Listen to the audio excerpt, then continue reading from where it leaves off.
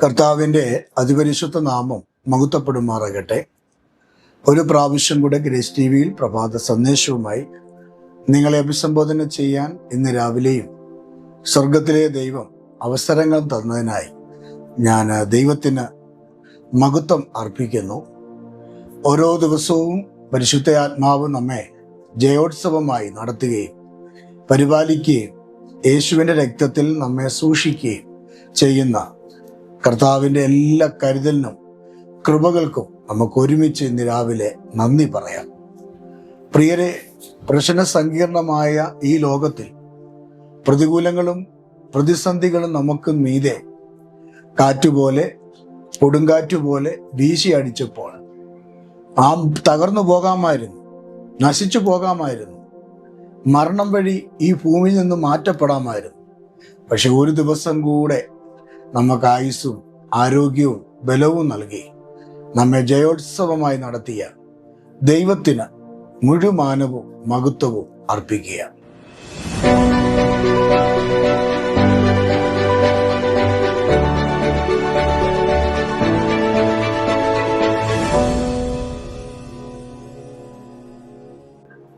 ഇന്ന് ചിന്തയ്ക്ക് വേണ്ടി പരിശുദ്ധ ആത്മാവ് എൻ്റെ പക്കൽ നൽകപ്പെട്ടിരിക്കുന്ന വേദവാക്യം ഗലാത്യ ലേഖനം 3-ാം അധ്യായം അതിൻ്റെ 13-ാമത്തെ വാക്യമാണ്.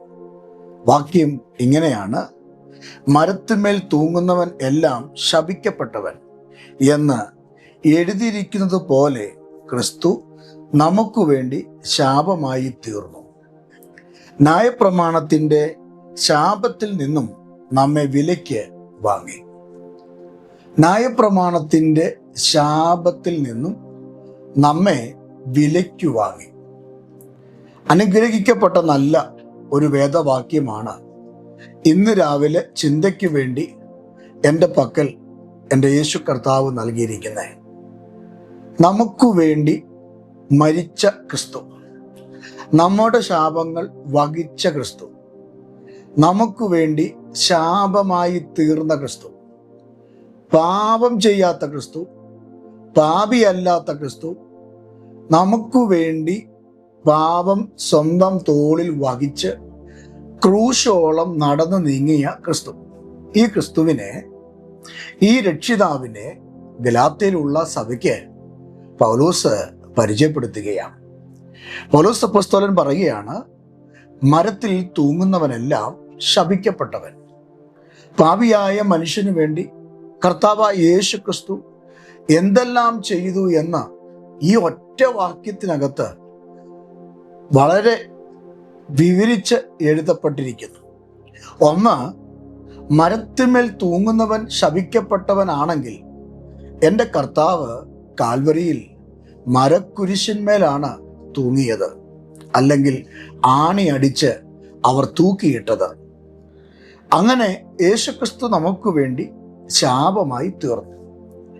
മരത്തിന്മേൽ തൂങ്ങുന്നവൻ ശപിക്കപ്പെട്ടവനെന്ന് മോശയിക ന്യായപ്രമാണത്തിനകത്ത് വ്യക്തമായിട്ട് എഴുതിയിരിക്കുന്നു. ആ ന്യായപ്രമാണത്തിൻ്റെ ശാപത്തിൽ നിന്നും നമ്മെ വിലയ്ക്ക് വാങ്ങാൻ വേണ്ടിയാണ് യേശുക്രിസ്തു സ്വന്തം ശരീരം മരത്തിന്മേൽ തൂങ്ങുവാൻ ഏൽപ്പിച്ചു കൊടുത്തത്.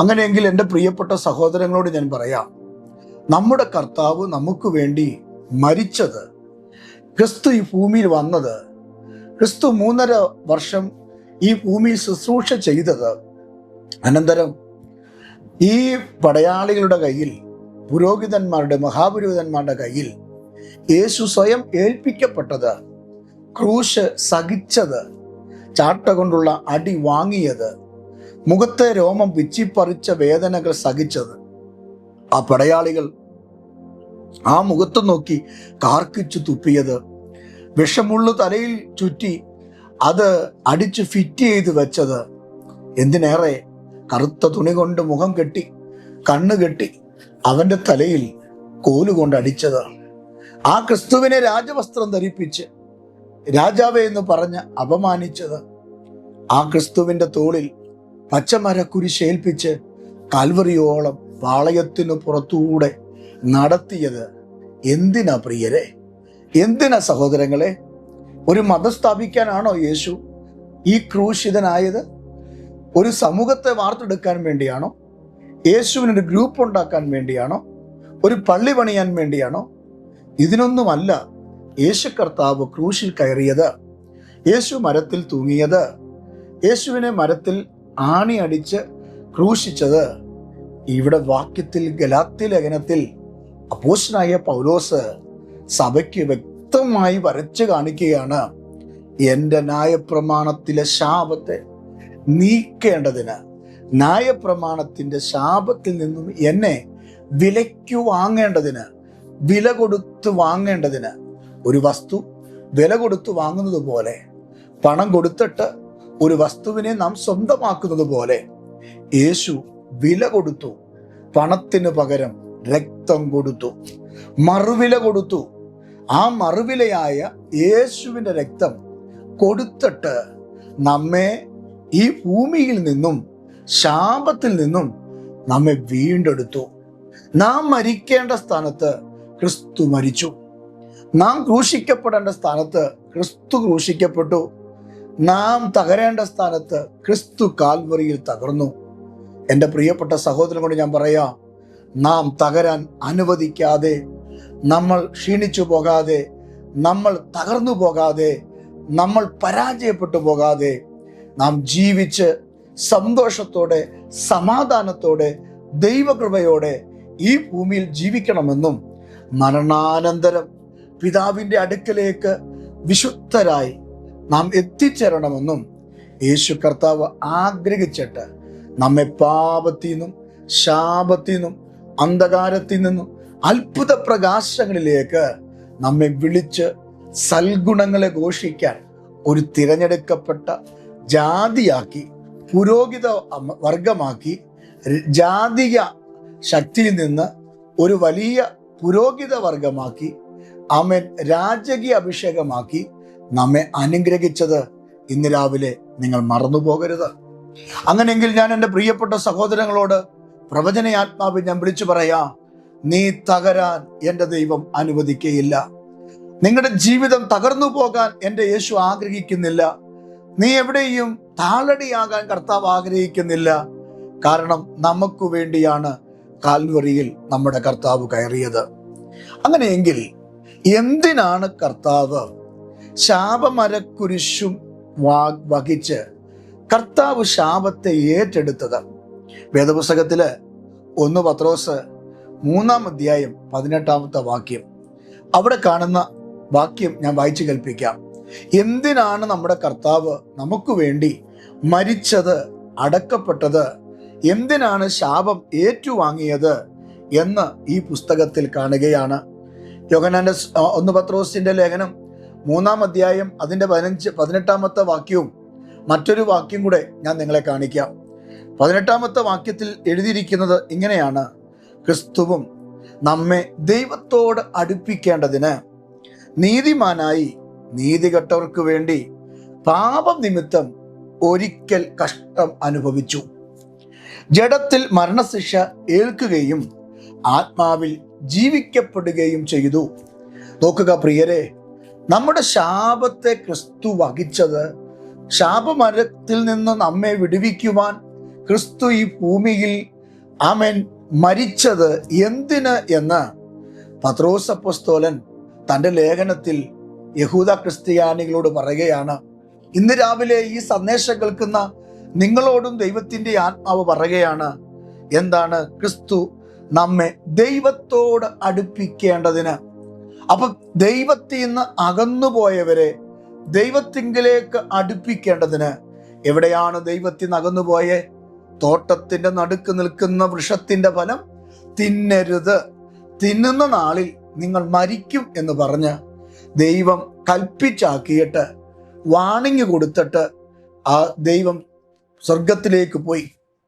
എന്നാൽ തിരികെ വരുമ്പോൾ പാപം ചെയ്ത് തേജസ് നഷ്ടപ്പെട്ട് നോക്കിക്കേ, നഗ്നരായി മരത്തിൻ്റെ മറവിൽ മറഞ്ഞിരിക്കുന്ന ആദവിനെയും ഔവയുമാണ് ഉൽപ്പത്തി പുസ്തകത്തിൽ കാണുന്നത്.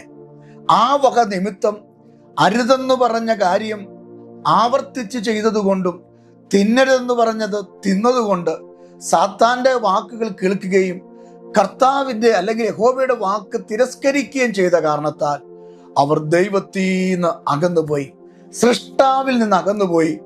ആ സൃഷ്ടാവിൽ നിന്ന് അകന്നുപോയ സൃഷ്ടിയെ ആ സൃഷ്ടാവിലേക്ക് അടുപ്പിക്കാൻ, അതാണ് ഇവിടെ എഴുതിയിരിക്കുന്നത്, ക്രിസ്തുവും നമ്മെ ദൈവത്തോട് അടുപ്പിക്കേണ്ടതിന്, ദൈവത്തോട് നമ്മെ ചേർത്ത് വെക്കേണ്ടതിന് കാട്ടൊലിവായ നമ്മെ വെട്ടിയെടുത്ത് നട്ടൊലിവിനോട് ചേർത്ത് വെച്ച് ബഡ് ചെയ്യുന്നത് പോലെ, ചേർത്തൊട്ടിക്കുന്നത് പോലെ അകന്നുപോയ നമ്മെ ദൈവത്തിങ്കിലേക്ക് അടുപ്പിക്കാൻ, ദൈവത്തിങ്കിലേക്ക് ഒട്ടിച്ചേർക്കാൻ ക്രിസ്തു ഈ ഭൂമിയിൽ ശാപമരക്കുരിശിൽ കയറി. നീതിമാനായി നീതികെട്ടവർക്കു വേണ്ടി പാപനിമിത്തം ഒരിക്കൽ കഷ്ടമനുഭവിച്ചു. എൻ്റെ പ്രിയപ്പെട്ടവരെ, എൻ്റെ കർത്താവ് നീതിമാനാണ്. എന്നാൽ നീതികെട്ടവർക്ക് വേണ്ടി, അതായത് നീതികെട്ട നമുക്ക് വേണ്ടി, ഒരു നീതിയുമില്ലാത്ത, വിശുദ്ധിയില്ലാത്ത, വേർപാടില്ലാത്ത, സൽഗുണമില്ലാത്ത സാർത്ഥരും പാപികളും ദോഷികളും ഒക്കെയായി ദൈവത്തിന് അന്യരായി നിന്ന നമ്മെ ദൈവത്തിങ്കിലേക്ക് അടുപ്പിച്ച് അബ്ബാ എന്നുള്ള പുത്രത്വത്തിന്റെ ആത്മാവിനെ നമുക്ക് തന്ന് ഏത് സമയവും കൃപാസനത്തോളം അടുത്തു ചെല്ലാനുള്ള അധികാരം തരേണ്ടതിന് ക്രിസ്തു നീതിമാനായി ഈ നീതികെട്ട നമുക്ക് വേണ്ടി പാപനിമിത്തം, ഏത് നിമിത്തമാ? പാപനിമിത്തം ഒരിക്കൽ കഷ്ടമനുഭവിച്ചു. ഒരിക്കൽ നമുക്ക് വേണ്ടി അനുഭവിച്ച കഷ്ടത നമ്മെ നീതീകരിക്കാൻ വേണ്ടിയാണ്. അങ്ങനെയെങ്കിൽ എൻ്റെ പ്രിയപ്പെട്ടവരെ, 1 പത്രോസ് പറയുകയാണ്, 1-ാം അധ്യായം, ആമേൻ, 1-ാമത്തെ ലേഖനം 3-ാം അധ്യായം 15 പറയുകയാണ്, പിതാവിലേക്ക് നമ്മെ അടുപ്പിക്കാൻ വേണ്ടിയാണ് ക്രിസ്തു ശാപമരക്കുരിശിൽ കയറിയത്. അതുപോലെ തന്നെ 2-ാമത്തെ വിഷയം തീത്തോസിന്റെ ലേഖനം 2-ാം അധ്യായം 14-ാം വാക്യമാണ്. ആ വാക്യം അവിടെ വ്യക്തമായിട്ട് പറയുന്നു, നമ്മുടെ കർത്താവ് എന്തിനാണ് ആമേൻ ക്രൂശിൽ കയറിയത്, ആ മരക്കുരിശിൽ കയറിയത് എന്ന്. 2-ാം അധ്യായം അതിന്റെ 14-ാമത്തെ വാക്യത്തിൽ ഇങ്ങനെയാ വായിക്കുന്നത്, അവൻ നമ്മെ സകല അധർമ്മത്തിൽ നിന്നും വീണ്ടെടുത്ത് സൽപ്രവർത്തികളാൽ ശുഷ്കാന്തിയുള്ളൊരു സ്വന്തം ജനമായി തനിക്ക്, ആർക്ക്? ദൈവത്തിന് തനിക്ക് ശുദ്ധീകരിക്കേണ്ടതിന് നമ്മെ തന്നെത്താൻ നമുക്ക് വേണ്ടി കൊടുത്തു.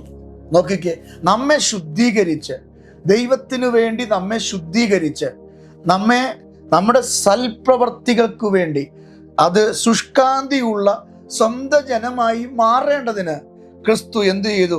തന്നെത്താൻ നമുക്ക് വേണ്ടി കൊടുത്തു. കാൽവറിയിൽ കൊടുത്തു, യാഗമാകാൻ വേണ്ടി കൊടുത്തു, ക്രൂശിക്കപ്പെടാൻ വേണ്ടി കൊടുത്തു, ചാട്ട കൊണ്ട് അടി വാങ്ങാൻ വേണ്ടി കൊടുത്തു, തുപ്പലേറ്റു വാങ്ങാൻ വേണ്ടി കൊടുത്തു, മുൾക്കിരീടം വാങ്ങാൻ വേണ്ടി കൊടുത്തു. നമുക്ക് എന്തിനാണ് ക്രിസ്തുവിനെ അങ്ങ് കൊടുത്തത്? ഈ സഹനത്തിന് വേണ്ടി ക്രിസ്തുവിനെ കൊടുത്തത് നമ്മുടെ ജീവിതത്തിൽ ശുദ്ധീകരണം ഉണ്ടായി ദൈവത്തോട് അടുത്തു ചെല്ലാൻ വേണ്ടിയാണ്. വേദപുസ്തകം പറയുന്നു, ശുദ്ധീകരണം കൂടാതെ ആർക്കും ദൈവത്തെ കാണാൻ പറ്റില്ല.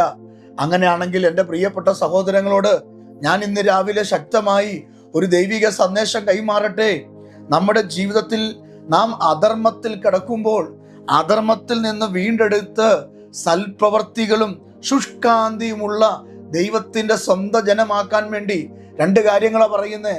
ഒന്ന്, സൽപ്രവൃത്തി, നല്ല പ്രവൃത്തി ചെയ്യാൻ. തെറ്റായ പ്രവൃത്തികൾ ചെയ്ത മറ്റുള്ളവർക്ക് ഭാരമായി, മറ്റുള്ളവർക്ക് വേദനയായി, മറ്റുള്ളവർക്ക് ശല്യമായി മാറിയ നമ്മൾ ചെയ്യുന്ന കാര്യങ്ങൾ മറ്റുള്ളവർക്ക് ഒരു ഹെഡേക്ക്, തലവേദനയായി മാറിയ സൽപ്രവൃത്തി ചെയ്യാൻ.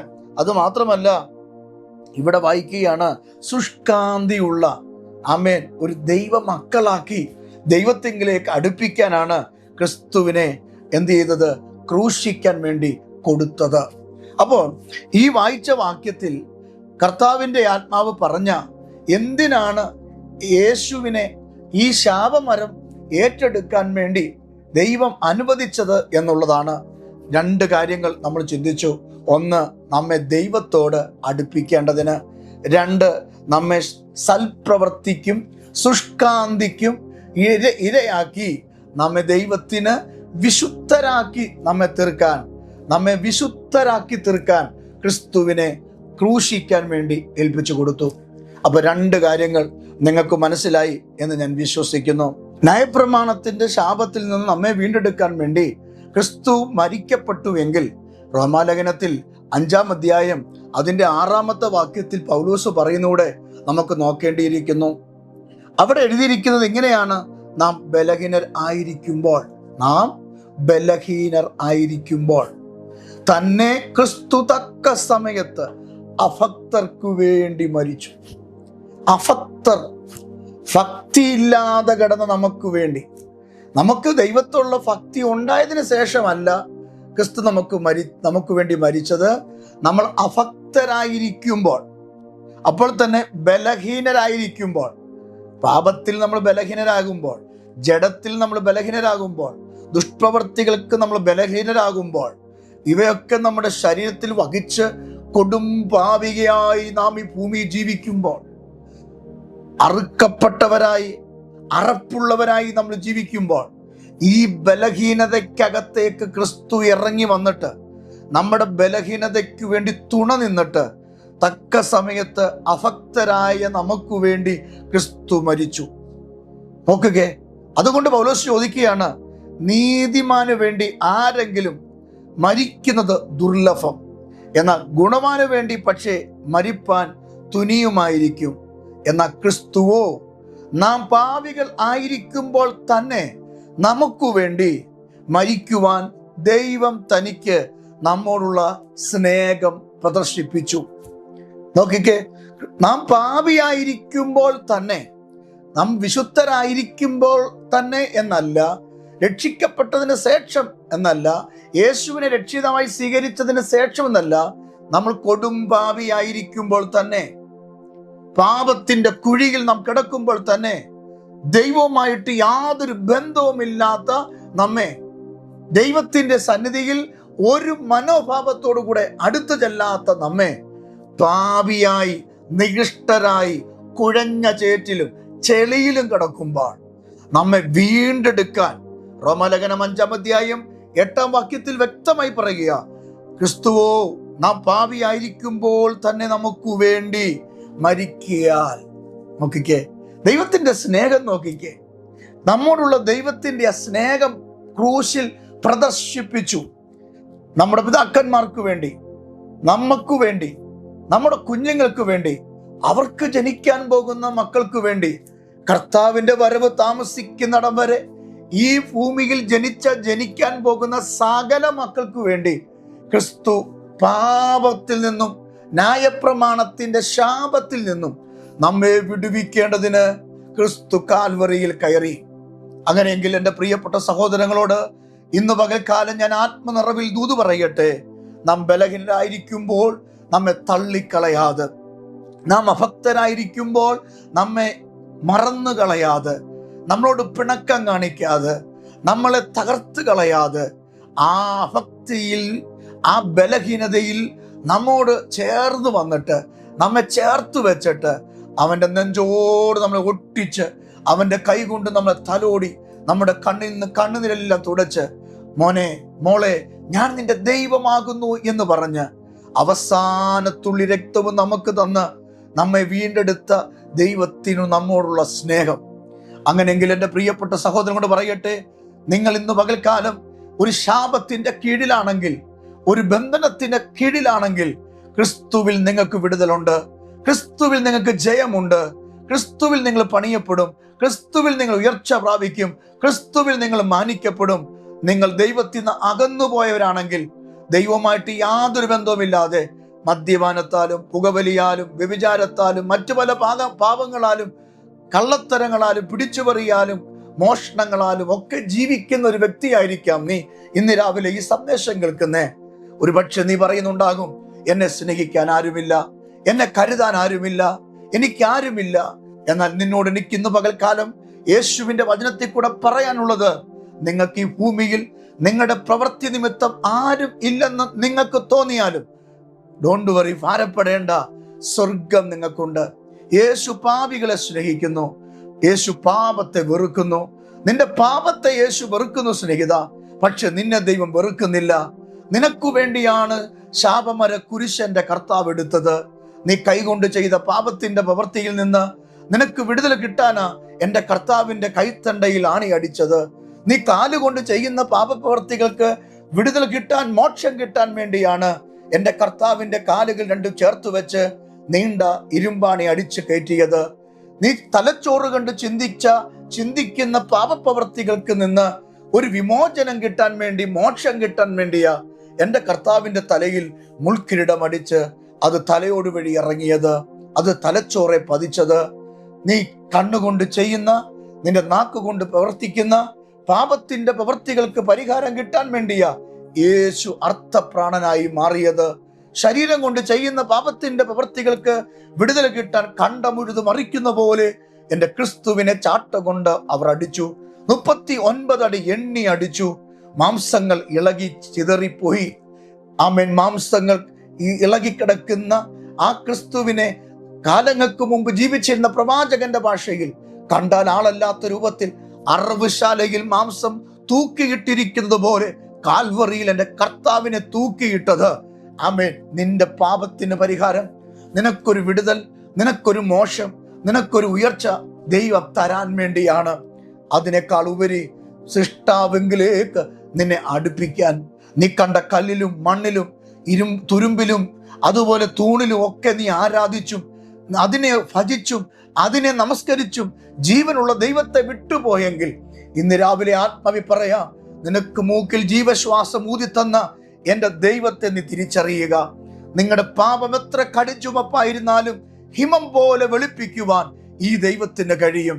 എന്നാൽ ഇന്ന് രാവിലെ പരിശുദ്ധാത്മാവി പറയാം, നിങ്ങളുടെ കുറവുകൾ തീർക്കുന്ന, നിങ്ങളുടെ രോഗങ്ങൾ മാറ്റുന്ന, നിങ്ങളുടെ സങ്കടങ്ങൾ നീക്കുന്ന, നിങ്ങളുടെ തകർച്ചകൾ മാറ്റുന്ന യേശു ഇന്നും ജീവിക്കുന്നു. അങ്ങനെ ആകണമെങ്കിൽ എത്ര പേർക്ക് ആഗ്രഹമുണ്ട്, എനിക്ക് എൻ്റെ യേശുവിനെ വേണമെന്ന്, യേശുവിനെ എനിക്ക് ജീവിക്കണമെന്ന്. എനിക്ക് വേണ്ടി ഭൂമിയിൽ ആരും മരിച്ചിട്ടില്ല. ഞാൻ ഇന്ന് വിശ്വസിക്കുന്നു യേശു എനിക്ക് വേണ്ടിയാ മരിച്ചതെന്ന്. അതുകൊണ്ട് യേശുവിനെ എനിക്ക് രക്ഷിതാവായി വേണം, യേശുവിനെ എനിക്ക് ദൈവമായിട്ട് വേണം. യേശുവിൽ കൂടെ ഒരു വഴിയും എനിക്കില്ല എന്ന് എനിക്ക് മനസ്സിലായി. യേശുവിലുള്ള അനുഗ്രഹങ്ങൾ എനിക്ക് വേണം, അതെനിക്ക് ആവശ്യമാണെന്ന് ആഗ്രഹിക്കുന്ന എത്ര പേരുണ്ട്? ഞാൻ നിങ്ങൾക്ക് വേണ്ടി ഇപ്പോൾ പ്രാർത്ഥിക്കാം. എൻ്റെ കൂടെ ചേർന്ന് ഇന്ന് രാവിലെ ഈ രക്ഷയുടെ വചനം നിങ്ങൾ കേൾക്കൂ. ഇത് നിങ്ങൾക്ക് അനുഗ്രഹമാകുന്നെങ്കിൽ മറ്റുള്ളവർക്ക് നിങ്ങൾ ഷെയർ ചെയ്യൂ.